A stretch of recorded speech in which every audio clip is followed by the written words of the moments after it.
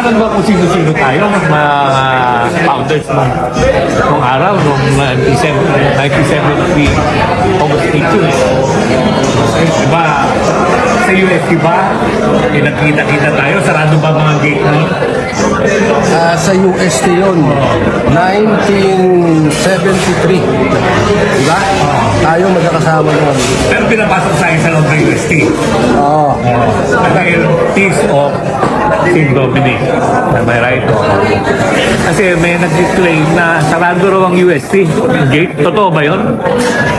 Sa natatandaan ko, parang pinayagan tayo. Basta doon lang sa labas ng building natin. Doon sa shade. Oo, doon sa shed. Ang araw. Ang original niyan, talagang tayo nag-usap, si Jose Chua, Boy Chua. Ikaw ang nagpasimuno niyan.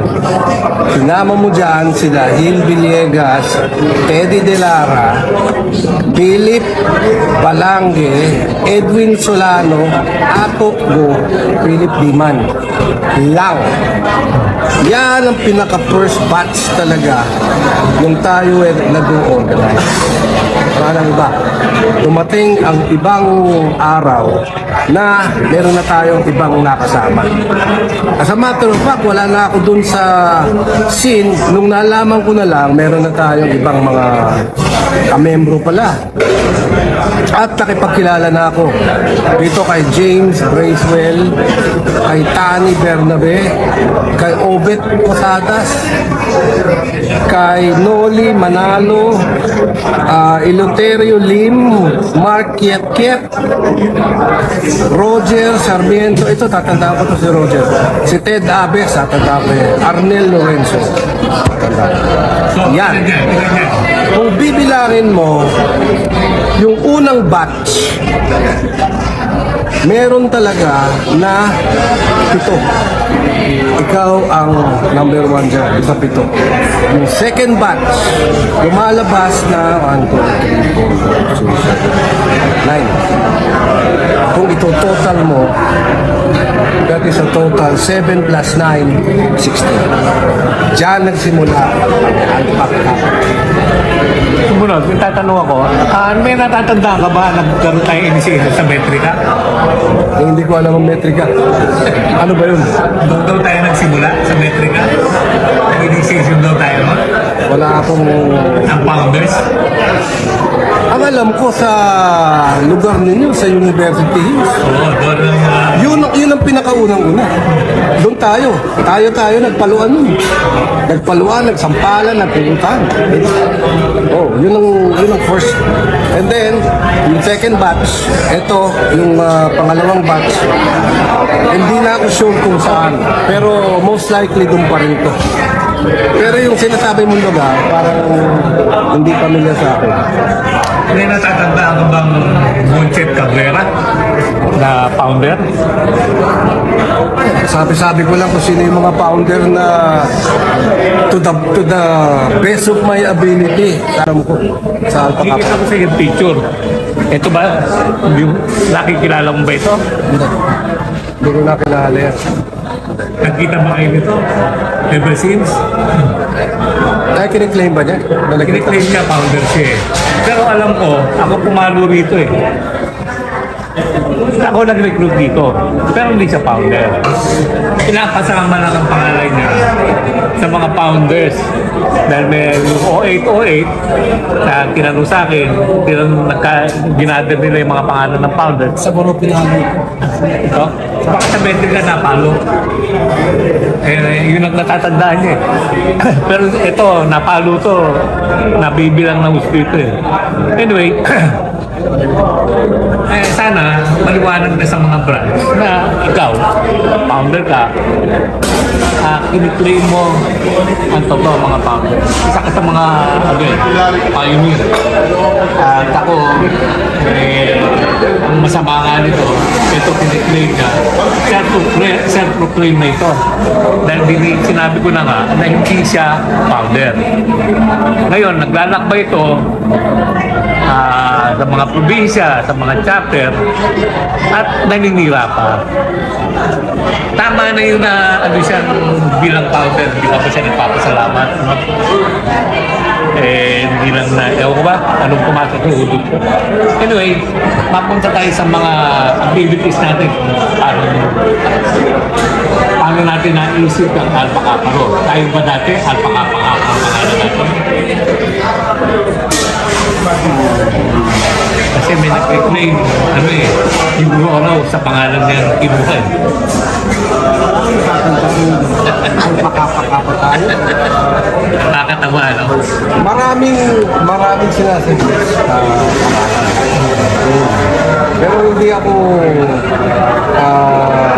naniniwala na nakuha agad natin ang Alpha Kappa Rho. Meron pa rin isa tayong pangalan nun bago mag-Alpha Kappa Rho. Hindi ko lang dalawa. Lagaw ano mabas na. Sentaro. Parang ganun.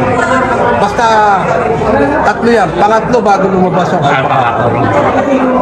Pinagpilian natin yan eh. Nagkaroon tayo ng brainstorming.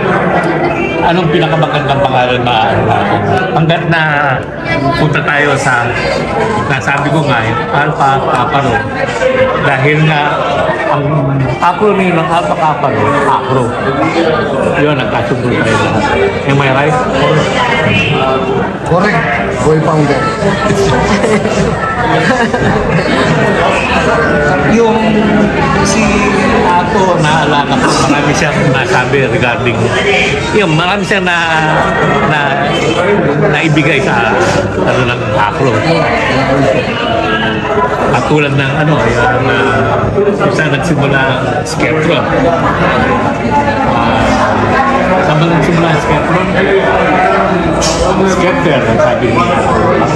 Hindi, hawak na diyan, nag-umpisa ano yung nagsabi na Skeptron, diyan sa kanya talaga nagsimula.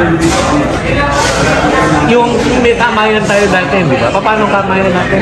Yung umpisa? Yan.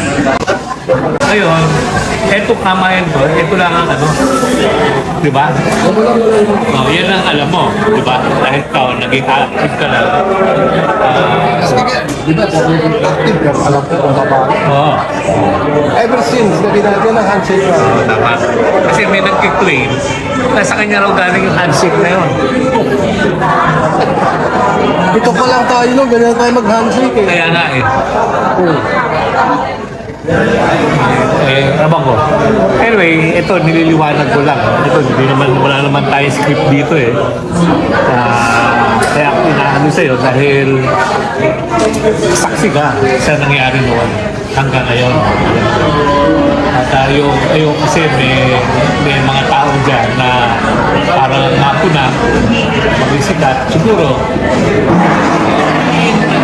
sila hindi naman natin inaano sila eh. Hindi naman natin sila disregard eh. Huwag lang namang akuhin lahat. At tulad na sasabihin nila na Alpha Kappa natin. Hindi naman yun.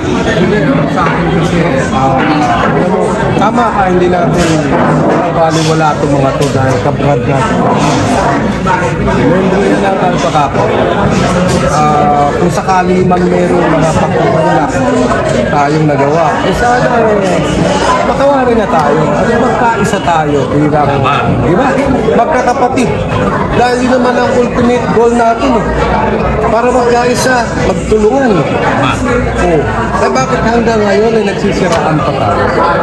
Kaya sana, itong ating mga kapatid, malinawan at makipag-isa na sa atin. Dahil isa lang naman ang layo nila.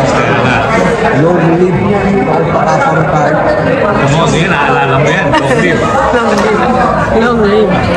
Ito, mga kapatid, sana maliwanagan na yung mga ibang branch dyan. Ito, isang founder natin ang nagpapatotoo ng lahat. Ito, hindi ko scripted to. Wala akong pinag-script na direct. Anyway, maliwanagan tayo at magkaisa tayo. Alimutan na natin yung mga magdibuhaan dyan. Pagkaisa tayo. Itong 50th, ito 50th, pagkaisa tayo, lalago tayo. Marami tayo makakating. Long live. Long live, kuya. Long live. Long live.